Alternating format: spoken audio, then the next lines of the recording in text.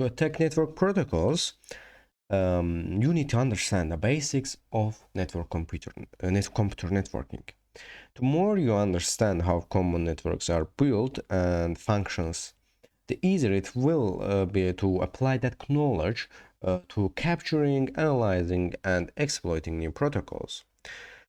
Throughout this course, I will introduce basic network concepts you will encounter every day when you are analyzing network protocols. I will also lay the groundwork for a way to think about network protocols, make it easier to find previously unknown security issues during your analysis. Network architecture and protocols. And let me write here something. Actually, this is the network, and we have, for example, workstation. Actually, it does computer. So this is the workstation, for example,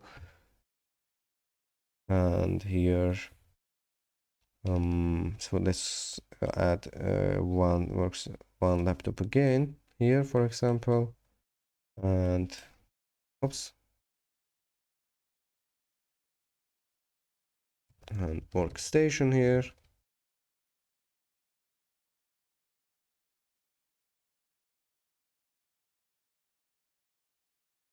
And for example, let's add server again.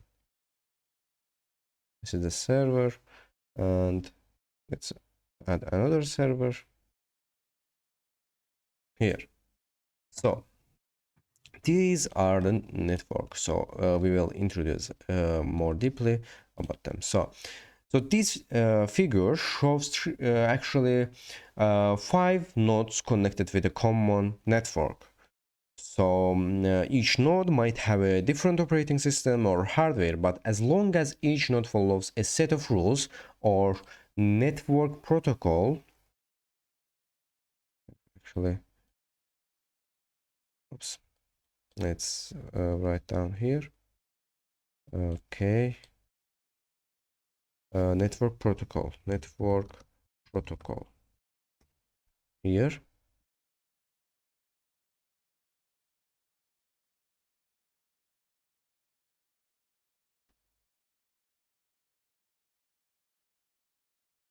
So but as long as each node follows a set of rules or network protocol, it can communicate with the other nodes on the network. To communicate correctly, all nodes on network must understand the same network protocol. A network protocol serves many functions, including one or more. For example, let's write it down here. Text here. Actually, so oops. So network protocol functions here. Network protocol functions. So what network, as I already told you, that network protocol serves many functions, including for example, maintaining session state. So what maintain session state means, these protocols typically implement mechanisms to create new connections and terminate existing connections. Create new connections and terminate. Actually, can I do like that? Yes. And terminate existing connections here. So these are the functions of network protocols, and this also identify nodes through the addressing. Oops. By nodes. So what identifying nodes through the addressing means? Let me Okay, so data must be actually this addressing. So data must be addressed. So and transmitted to correct node on a network. So some protocols implement an addressing mechanism to identify specific nodes or groups. Actually, some protocols, actually not some yes, some protocols implement an addressing mechanism. An addressing mechanism to identify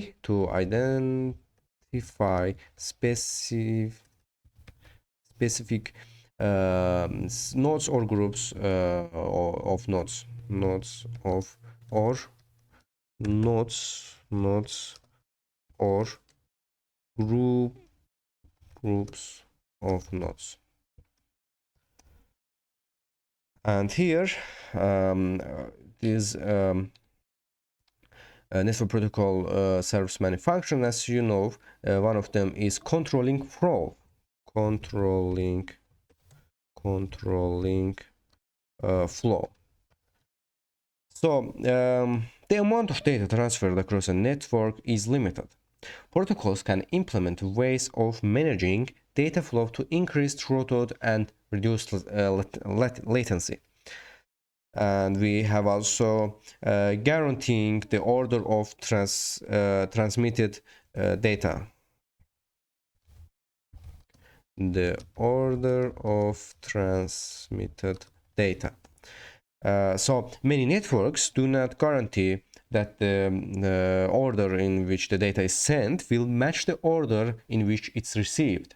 A protocol can reorder the data to ensure it's delivered in the correct order. And we also have detecting and correcting errors. So many networks are not 100% reliable. Data can be corrupted. It's important to detect corruption and ideally correct it. And we also have lastly formatting and encoding data. So data isn't always in a format suitable for transmitting on a network. So a protocol can specify ways of encoding data, such as encoding English text into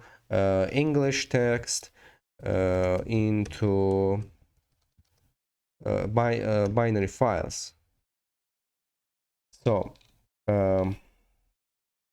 we have also Internet Protocol suites here. Let's come here. So the TCP/IP is the de facto protocol that modern networks use. TCP/IP. So this protocol, actually, although you can think of TCP/IP as a single protocol, it's actually a combination of two protocols. So what TCP/IP means here, text here, TCP/IP is combination